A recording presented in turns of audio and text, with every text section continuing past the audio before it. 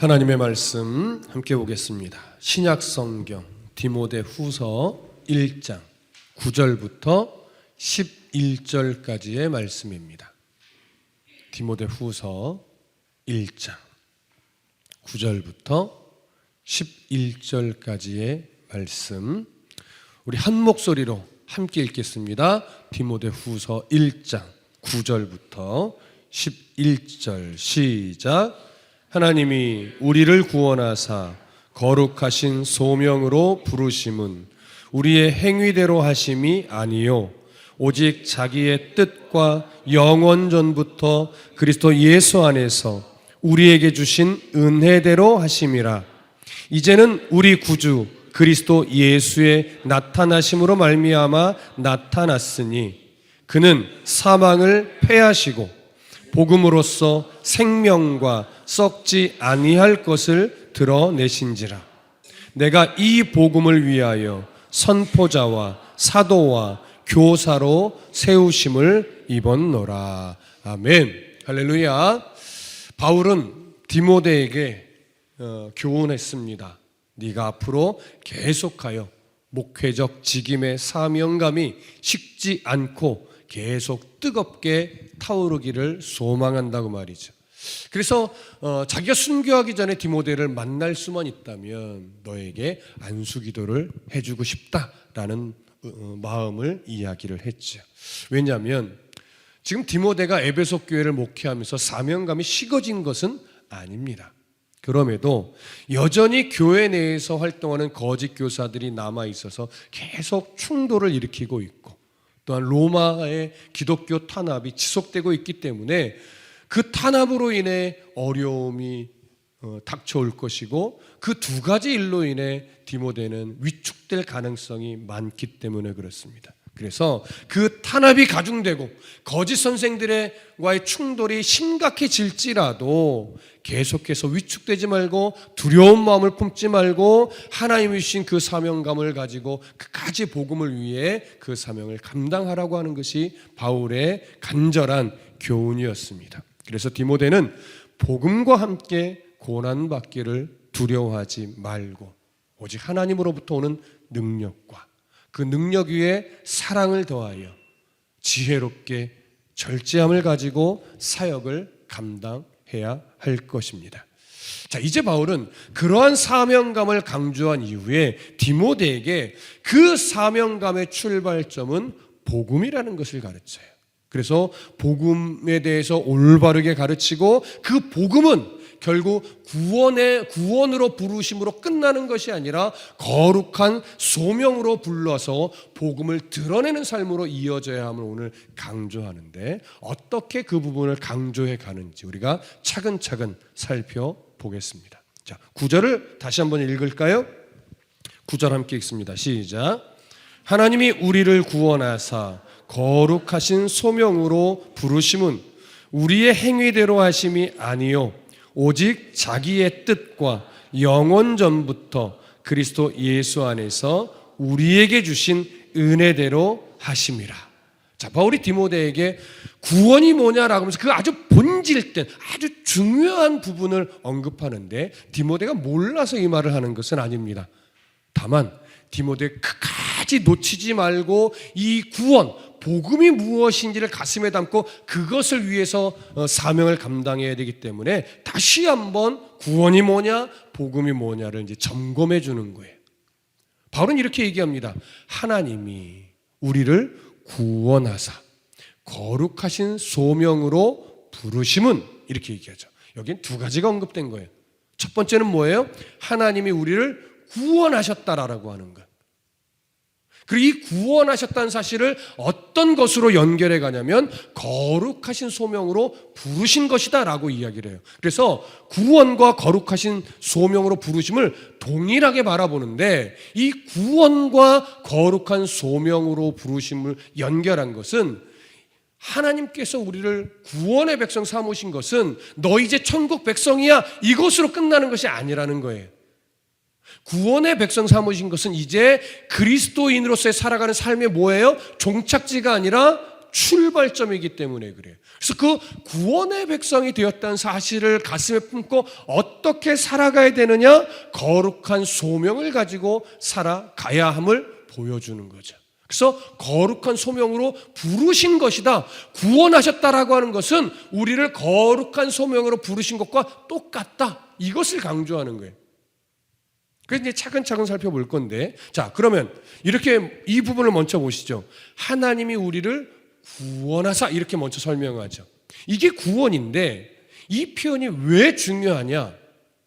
여러분, 우리가 구원받은 것은 여러분들이 100일 동안 1000일 동안 열심히 기도함으로 얻어낸 것이 아니에요. 구원이라고 하는 것은요, 우리가 헌금을 많이 드리고 교회를 수십 년간 봉사하고 헌신해서 받아낸 은혜의 상징물이 아니에요. 구원은 내가 열망했기 때문에 주어진 것이 아니에요. 내가 사모했기 때문에 주어진 것이 아니에요. 내가 무엇인가 종교적 열심을 다해서 공을 들였기 때문에 받아낸 것이 아니란 말이죠. 그래서 구원을 뭐라고 말하냐면 하나님이 우리를 구원해 주신 거다, 이렇게 얘기하는 거예요. 이걸 긍휼이라는 말로도 표현합니다. 하나님이 우리를 한 사람 한 사람 긍휼히 여겨서 구원의 백성을 삼아 주셨기 때문에 우리가 구원을 받을 수 있었던 것이지, 우리의 종교적 열심이 누구보다도 탁월해서 구원을 받은 것이 아니다라고 하는 거예요.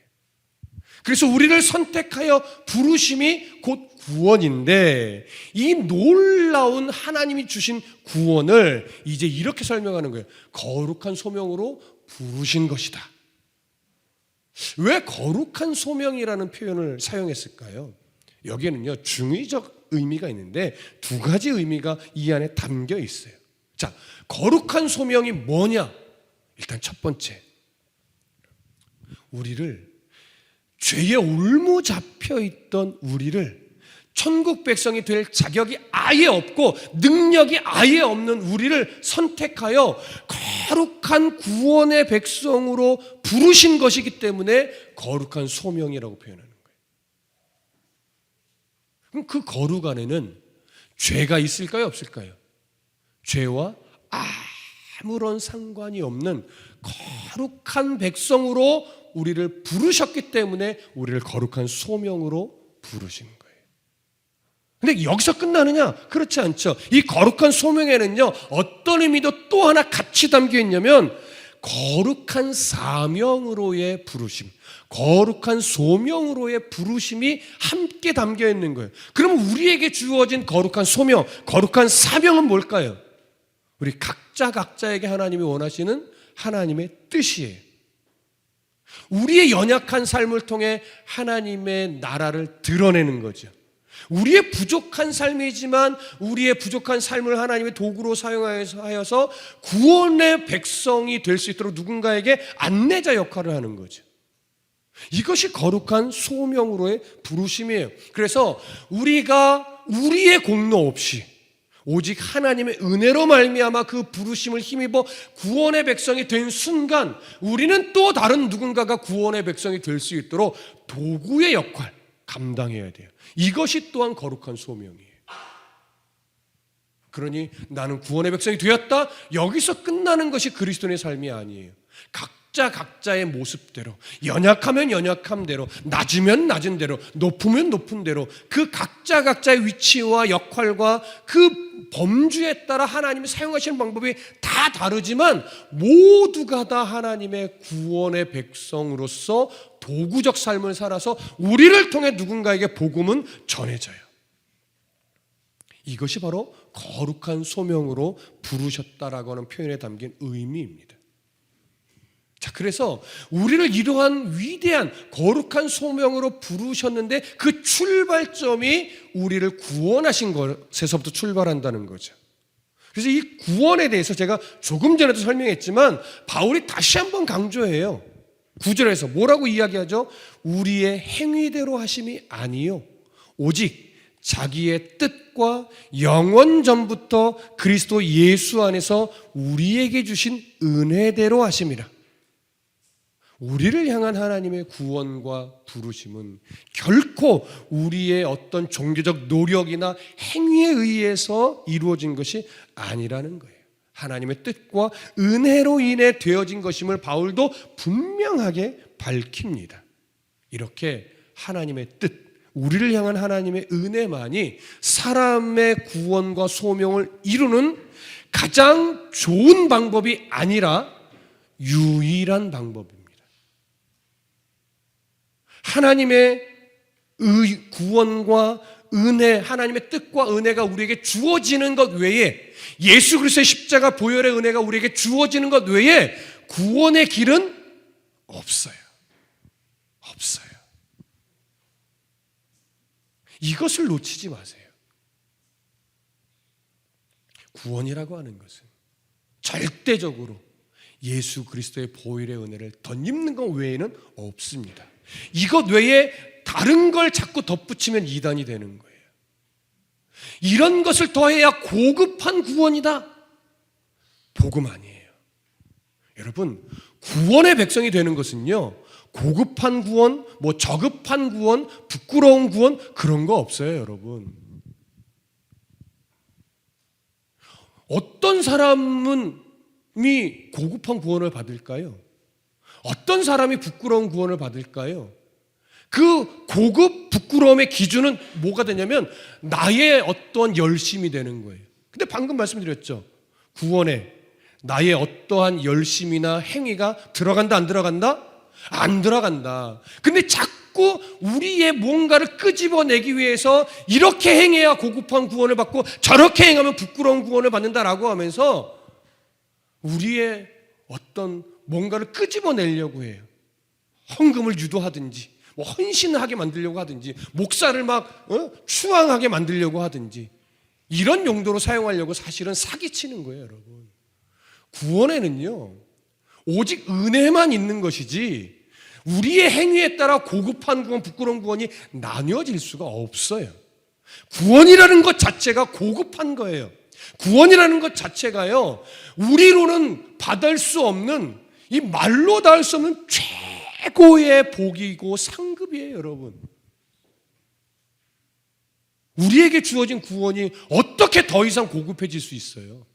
우리에게 주어진 구원이 우리 때문에 부끄러워질 수 없어요. 하나님 때문에 가장 고급한 거예요. 하나님 때문에. 우리는 그런 구원을 우리의 공로가 아니라 하나님의 긍휼로 말미암아, 예수 그리스도의 십자가 보혈의 은혜로 말미암아 말로 닿을 수 없는 은혜를 받은 자들이, 이게 구원이에요, 여러분. 이런 놀라운 구원의 은혜를 받았기 때문에 우리의 행위가 이 놀라운 구원을 값싸게 만들면 안 되니까 성도답게 살아내야만 하는 거죠. 여기서는 부끄러움이라는 표현이 사용될 수 있어요.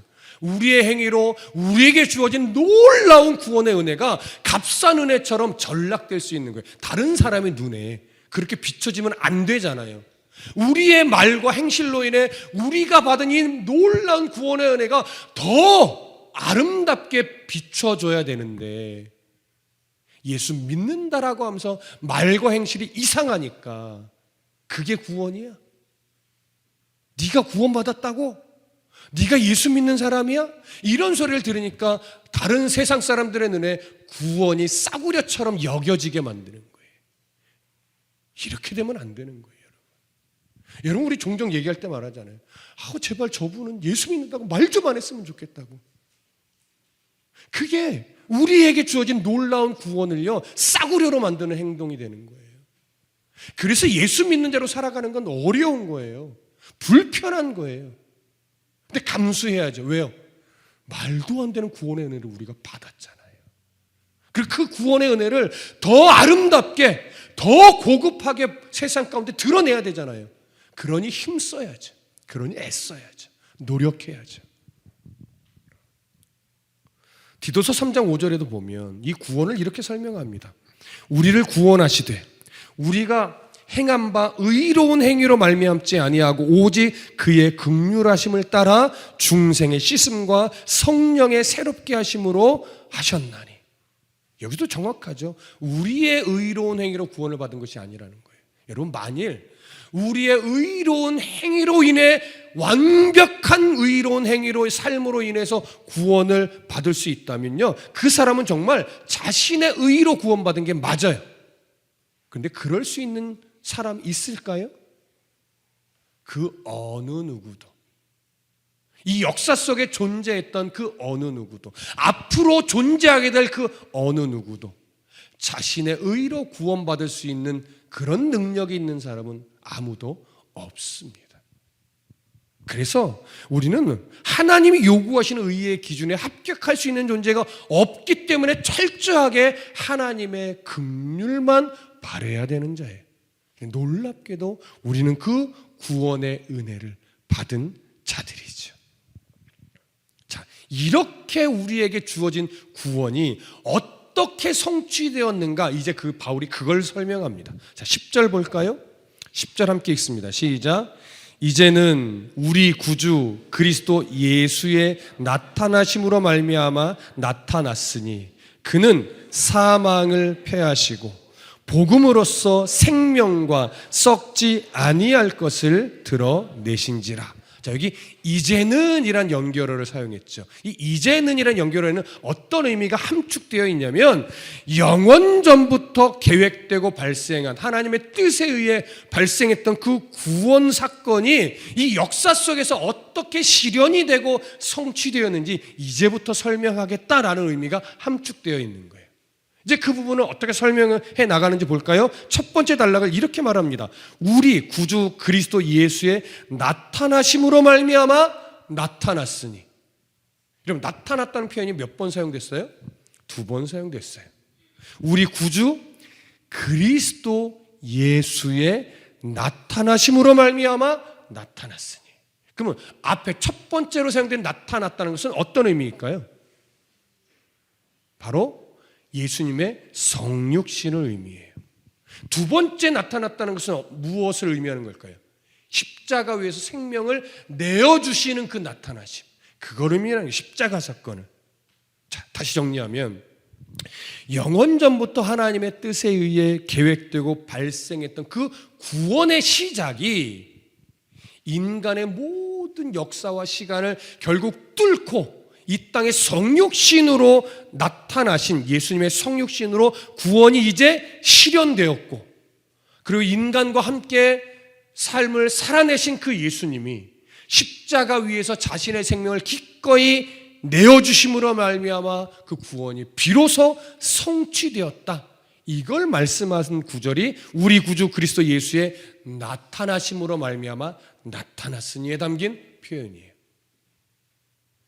제가 좀 복잡하게 설명했지만 결국 구원이라고 하는 것은 예수님의 성육신으로 실현되고 십자가의 죽음으로 성취되었다는 말이죠.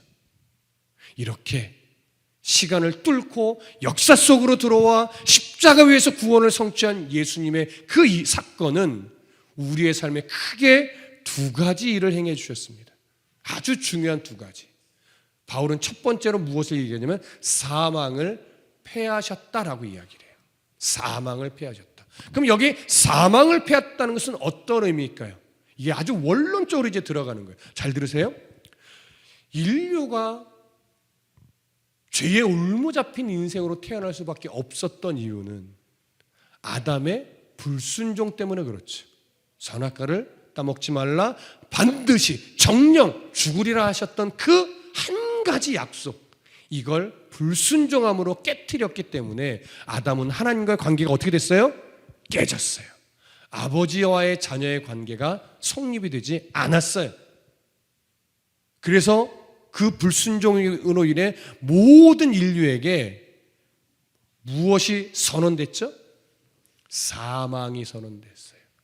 사망이라고 표현됐으니까 단순하게 죽는다 이렇게 생각하시겠지만, 사망이 선언됐다는 이 표현은요, 단순하게 죽는다는 의미가 아니에요.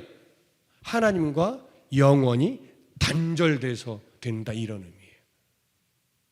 하나님과 단절된 상태로 살아가는 것이 얼마나 고통스러운 것인지를 표현하기 위해서 성경은 비유적으로 지옥은 불에 타고 죽지 않고 구더기가 이불이 되고 뭐 이렇게 아주 징그럽고 고통스럽고 두려운 표현을 쓰고 있지만 그것은요 사실은 비유적 표현이에요. 여러분 지옥이 어떤 모습인지는 정확하게 알 수 없습니다. 하지만 그 고통이 얼마나 고통스러운지를 우리가 체감하도록 표현하기 위해서 그렇게 표현한 거예요. 가장 고통스러운 뭐예요? 하나님과 영원히 단절돼서 살아가는 것 자체가 가장 큰 고통이고 그게 지옥의 인생이에요. 그럼 뭐가 천국의 인생일까요? 하나님과 단절되었던, 아담으로 인해 단절되었던 관계가 다시 회복이 되어서 하나님과 아버지와 자녀의 관계로 살아갈 수 있게 되는 것. 그것도 한시적이 아니라 영원히 그 관계로 살아갈 수 있게 되는 것. 이것이 구원이고 이것이 천국이고 이것이 우리에게 주어진 은혜인 겁니다. 바로 예수 그리스도의 십자가의 죽음이 그렇게 사망이 선언된 우리, 죄의 책임을 우리가 져야 될 그 책임을 죄 없으신 예수님의 대신 져주심으로 말미암아 이제 우리에게 사망이라는 것이 사라지고 하나님의 자녀라는 신분으로 바뀌게 되는 이 놀라운 사건이 바로 거기서 일어난 거예요. 그렇기 때문에 사실 우리에게 죽음이라고 하는 것은 사실 공포였지만 예수 그리스도를 믿어 구원의 백성이 되었고 그 구원의 의미가 무엇인지를 가슴 깊이 새겨서 알게 되면요, 구원은 역시 무섭기는 하나 구원이 다시금 하나님의 나라 백성으로서 살아가는 삶의 출발점이 된다는 것 때문에 죽음은 더 이상 공포스러운 것이 아닌 거죠. 아름답고 즐거우며 완전한 세계로 들어가는 문이 되기 때문에 그리스도인에게 있어서 죽음은 결코 두려운 것이 아닌 거예요. 육체의 생명이 끝나게 되면 우리는 곧 예수님과 거하는 삶을 살게 됩니다. 여러분, 주기철 목사님 같은 분들이 왜 순교할 수 있었을까요? 주기철 목사님은 믿음이 좋아서 순교하기가 쉬웠을까요? 결코 아니죠. 그분도 고문이 아프고 두렵고 고통스럽고 죽음이 무섭지요. 근데 그분이 순교할 수 있었던 건요, 당연히 그 안에 살아있는 믿음 때문이지만 그 믿음 가운데 성령께서 그 죽음의 순간까지 그분의 믿음을 붙잡아 주셨기 때문에 순교가 가능한 거지, 우리의 믿음과 결단으로 순교할 수 있는 것 아니에요. 여러분, 우리의 믿음과 결심으로 순교할 수 있다면 그것은 그분의 의가 돼요. 그렇지 않아요. 우리의 결단도 중요해요. 의지도 중요해요. 반드시 필요해요. 하지만 그 결단과 의지에 성령의 붙잡아 주심이 함께할 때 순교도 가능해지는 거예요. 그래서 저는 순교할 자신 없어요. 근데 저도 할 수 있어요. 성령께서 붙들어 주시면. 저 순교할 자신 없어요, 여러분. 지금도 누가 목에 칼을 대고 너 예수 믿는다고 말하면 죽여? 그러면 저는요, 알았어, 안 믿을게 말할 것 같아요. 솔직하게. 그런데 분명 그 죽음의 순간에 저는 믿음을 지킬 거예요. 왜요? 제 믿음 때문이 아니고요, 성령께서 제 입술을 붙잡아 주실 것을 제가 성경을 통해서 알았기 때문에. 그래서 제가 순교할 수 있다라고 말하는 것은요, 저의 믿음을 이야기하는 게 아니에요. 저를 포기하지 않는 예수 그리스도 성령의 은혜 때문에 이 말씀을 드릴 수 있는 거예요. 여러분, 동일합니다. 여러분, 지금 삶이 녹록치 않잖아요. 여기 청년들 정말 삶이 고단하잖아요.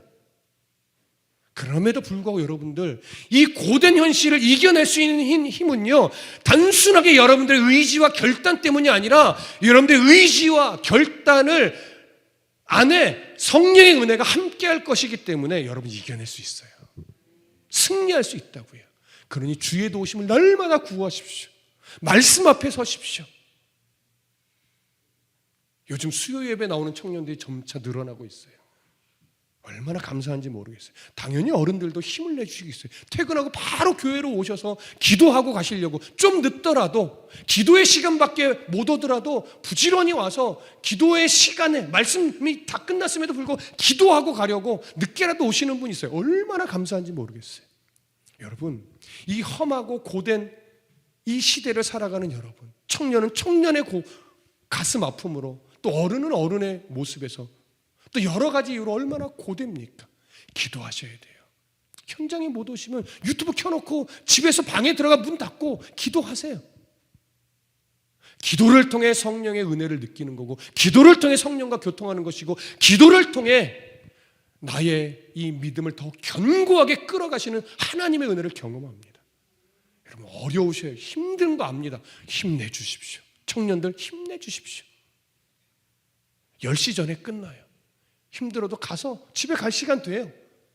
바쁘더라도 좀 늦더라도 열심히 기도의 자리로 나와서 함께 기도하고 함께 기도의 힘을 받고 그렇게 주님 앞에 부르짖고 또 한 주를 또 살아내는 거죠.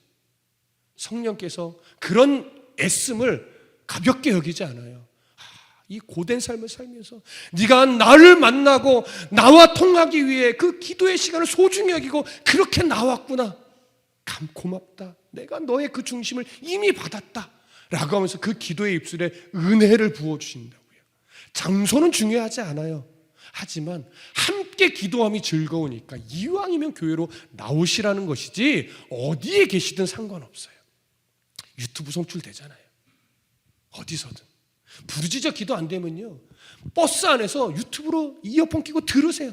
그리고 마음으로 함께 기도하세요. 하나님 그 기도에 기뻐하세요. 여러분, 기도에 버스 안에서 왜 못합니까? 걸어가는 중에 왜 못합니까? 할 수 있죠. 꼭 부르짖어야만 기도가 아니거든요. 그 은혜를 주셨어요. 기도할 수 있도록 그 사망을 패하시고 우리에게 영원한 하나님 나라의 소망을 주신 거예요. 두 번째 이야기를 하죠. 복음으로서 생명과 썩지 않을 것을 드러냈다. 여기 생명 그리고 썩지 않을 것은요, 다른 게 아니에요. 똑같은 의미예요. 그래서 썩지 아니할 영원한 생명이라는 의미예요. 썩지 아니할 영원한 생명. 그것이 누구로 인해 주어졌어요? 바로 예수님이 십자가에서 죄의 책임을 대신 져주심으로 인해 우리에게 주어진 거예요. 하나님과의 관계가 이미 회복된 거라고요. 저와 여러분들은 이렇게 하나님과 관계가 이미 회복된 자예요. 근데 안타까운 게 뭔지 아세요? 삶이 너무 분주하고 고되고 이 절망의 시대를 살아가다 보니까 하나님과 관계가 회복된 너무나 복된 자인데 그 복을 못 누려요. 그 복을 잘 누리지 못해. 이게 안타까운 거예요. 근데 내가 하나님의 자녀요, 하나님의 관계가 회복된 자로서 천국 백성으로서 오늘도 이 현실을 살아낸다. 여기에 깊은 감사가 있음에도 불구하고 이 복을 못 누리는 건 죄송합니다. 요즘 시대의 청년들이든 어른들이요, 일상이 보편적으로 너무 바빠요. 할 일도 많고 가야 할 것도 많고 만날 사람도 많고 하고 싶은 것도 많고 먹고 싶은 것도 많고, 그러다 보니까 그런 일을 하다가 주께로 나오고 말씀을 읽고 예배하는 일은 조금 소홀해져요. 혹시나 찔리시는 분이 있다면 아멘으로 받으십시오. 마음 깊이. 그리고 삶을 조금 정리하세요. 뭘 위해? 예배하기 위해. 뭘 위해? 조금 더 말씀에 내가 집중하기 위해. 조금 더 하나님과 길지 않더라도 내가 조금이라도 시간을 하나님과 기도함으로 하나님과 마음을 교통하기 위해 조금 분주한 일상을 정리하셔야 돼요. 그러면 그렇게 조금 정리된 삶을 통해 성령의 은혜가 내 마음에 깊이 스며오게 될 겁니다. 이거 분명 경험하시게 될 거예요. 한번 노력해 보세요. 내가 조금 나의 분주한 일상을 뭘 정리할까? 예배하기 위해, 말씀 앞에 서기 위해, 기도하기 위해, 찬양하기 위해 내 삶을 어떻게 조금 정리할까? 이 고민에서부터 시작이 되는 거예요. 그러면 하나님과 이 영원한 삶을 주어진 하나님과의 깊은 회복된 관계를 더 기쁨으로 누릴 수 있게 될 겁니다. 자, 바울이요, 이제 이어서 그 말을 해요. 11절 다 같이 읽을까요? 11절 함께 읽습니다. 시작. 내가 이 복음을 위하여 선포자와 사도와 교사로 세우심을 입었노라. 여러분, 이 복음을 위해서 바울이 자신은 선포자로 세움을 받았고 사도로 세움을 받았고 교사로 세움을 받았대요. 그런데 보세요. 이 복음을 위하여, 이 복음은 뭐예요? 지금까지 말했던 거죠. 예수 그리스도의 구원의 은혜로 말미암아 우리가 하나님의 자녀가 되어 영원한 하나님의 나라의 백성이 된 이 사건, 이것이 복음인데, 바울은요 이전까지 나름대로의 복음, 유대교에서 말하는 복음을 위해 선포자로, 사도로, 교사로 살았던 인물이 아니라 예수 믿는 사람을 결박하여 감옥에 가두는 일에, 죽이는 일에 앞장섰던 사람이에요. 그런데 그가 다메섹으로 혈기왕성하게 의기양양하게 기독교인들을 잡으러 가던 도중에 예수님이 강권적으로 만나셔서 그의 시선을 바꿔주셔서 그를 꺾어주셨다고요. 거기서 예수님을 만난 이후에 그는 진짜 복음을 위해 삶을 사는 자로 바뀌어버렸는데, 이 복음에 바울이 어떻게 반응했냐면, 첫 번째는 선포자로, 두 번째는 사도로, 세 번째는 교사로 세움을 입었대요. 근데 보세요, 여기서 중요한 표현이 뭐냐면 세움을 입었다는 거예요. 세움을 입었다. 자기가 예수님으로 말미암아 복음을 알게 되고 복음을 인정하게 되는 순간 나의 아이디어와 나의 열심과 나의 의지로 복음을 위해 내가 선포자가 되고 복음을 위해 내가 사도가 되고 복음을 위해 내가 교사가 되었다라고 말하지 않아요. 그렇게 올바른 복음을 내가 딱 받고 나서 그가 뭘 깨달았냐면, 이 복음을 위해 예수님이 나를 선포자로 세웠다는 사실을 깨닫게 된 거고, 이 복음을 위해 나를 사도로 세웠다는 것을 깨닫게 된 거고, 이 복음을 위해 나를 교사로 세웠다는 걸 깨닫게 됐다는 거예요. 깨닫게 되니까 이 부르심에 순종을 안 할 수 있어요? 안 할 수 없죠. 그래서 기꺼이 그 세우심의 은혜를 따라 순종하여 일평생 선포자로 살았고, 일평생 사도로 살았고, 일평생 교사로 살 수 있었다는 거예요. 그럼 이 삶에 누가 도우셨을까요? 성령께서 도우셨죠. 여러분, 우리는 어떤 착각을 하냐면, 바울은 자기 의지와 자기 열심과 자기 헌신으로 일평생 복음을 위해 사도로 잘 살았다, 이렇게 착각하지만 아니에요. 바울도요 얼마나 힘겨움이 많았을까요? 하지만 그 모든 순간에 성령의 도우심을 경험했기 때문에, 성령의 보호하심을 경험했기 때문에 끝까지 이 사명을 감당할 수 있었던 거예요. 그럼 여러분, 선포자는 뭐예요? 대단한 게 아니에요. 선포자는 뭐냐면요, 자신의 삶을 통해, 또 자신의 행실과 또 말을 통해 영원한 생명과 썩지 아니할 영원한 생명이 있다는 것을 보여주는 자예요. 그리고 사도는 뭐예요? 복음이 전혀 없는 곳으로 가서 거기서 영원한 생명이 무엇인지를 전하는 자예요. 교사는 뭐예요? 복음을 받아들이긴 했지만 아직 믿음의 깊이가 약한 자들에게 복음을 더 올바르게 설명하여 신앙이 더 성장하도록 도와주는 자예요. 이게 바울이 자기에게 주어진 사명임을 깨닫고 순종할 수 있었던 내용이란 말이죠.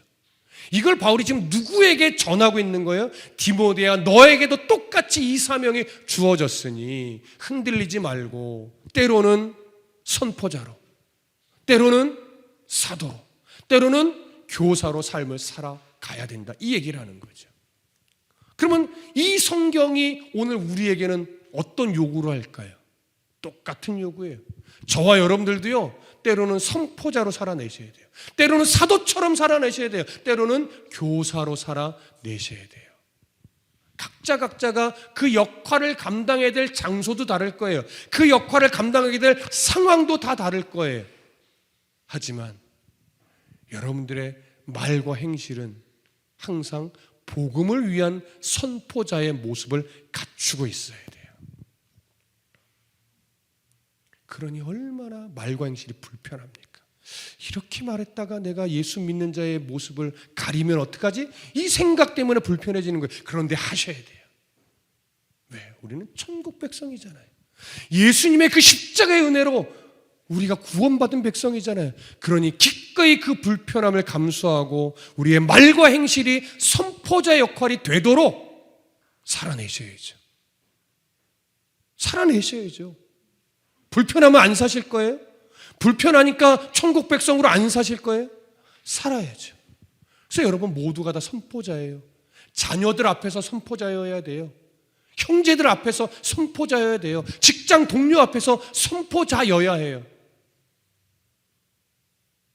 그러니 힘내셔야죠. 두 번째, 사도처럼 사셔야 돼요. 때로는 여러분들의 거하는 곳에 아무도 예수 믿는 사람이 없는 경우도 있죠. 나 혼자 예수 믿는 경우가 있어요. 그럼 입 싹 닫고 예수 믿지 않는 사람처럼 살아가야 될까요? 그렇지 않죠. 내가 예수 믿는 사람이 나 교회 가야 돼, 이런 걸 굳이 떠벌리지 않더라도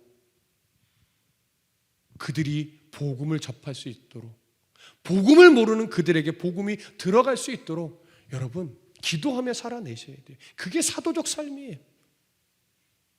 교사는 뭐겠습니까? 여러분 자녀에게 있어서 여러분이 교사 역할이 돼야 돼요. 여러분들 후배들 앞에서 여러분들이 교사 역할이 돼야 돼요. 믿음이 이상할 때 훈계할 수 있는, 기쁨으로 훈계할 수 있는 선배, 부모가 되셔야 됩니다. 그렇게 신앙생활하면 안 된다는 이야기를 하셔야죠. 올바른 신앙의 기준을 말로도 행실로도 본이 되는 모습으로도 가르치셔야죠. 거기에 실패하시면 안 됩니다. 물론 그러면 이태희 목사 너는 잘하고 있냐? 저도 부족하죠. 하지만 함께 노력하는 거예요. 저도 부족하지만 함께 노력하는 거예요. 목사로서, 또 목회 선배로서, 또 아비로서, 또 자녀로서, 또 여러분들의 동료로서 제가 말과 행실부터 여러분들 앞에 목사답게 행동하고 말해야 여러분들에게 신앙에 유익을 끼칠 것 아니겠습니까? 그럼 저만 그 사명이 있어요? 여러분들도 각자의 위치에서 각자의 관계 속에서 그 사명을 감당해 내셔야 되는 거예요. 그 사명을 감당해 내려면 뭐가 필요할까요? 이제 잘 들어보세요. 그 사명을 우리 각자의 위치에서 잘 감당하려면요, 먼저 다시금 바울이 디모데에게 복음이 뭐냐, 구원이 뭐냐를 설명했듯이 다시금 내게 주어진 구원이 어떤 가치냐, 어떻게 구원을 내가 받은 거냐, 이걸 다시 정립하셔야 돼요. 희미해졌던 그 구원의 감격이 먼저 회복되어야 된다고요.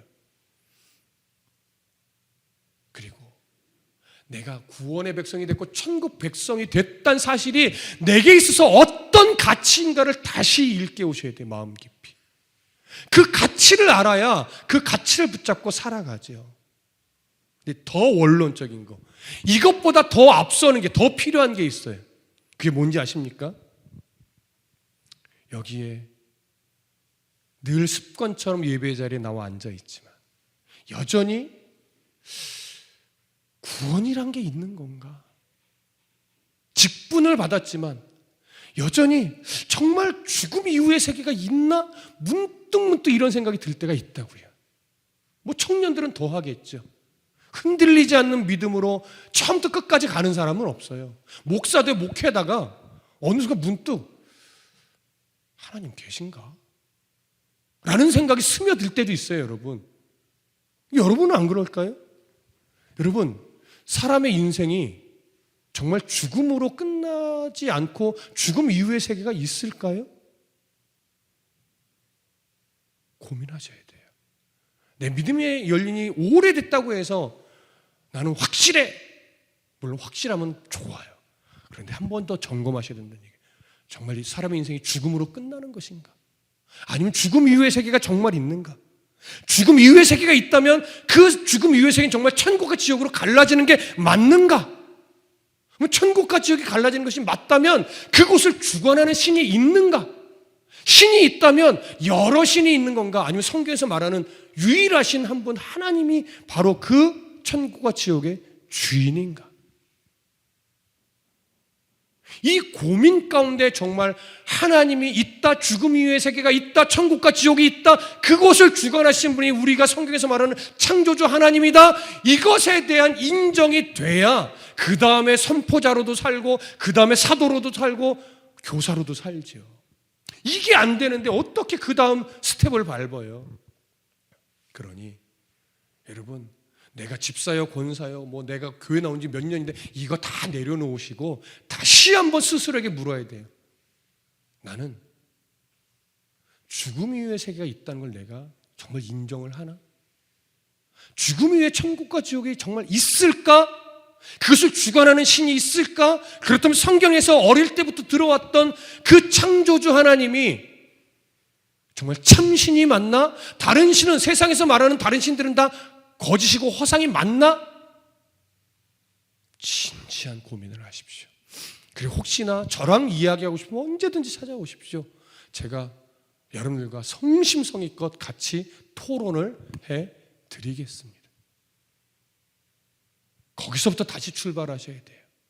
그래야 신앙생활이 건강해지고, 그래야 올바르게 교회 생활할 수 있고, 그래야 성경을 읽어도 그 성경이 나와 상관 있는 말씀이 되고, 그것이 해결이 돼야 기도 또한 하나님과 통하는 기도를 드릴 수 있는 거예요.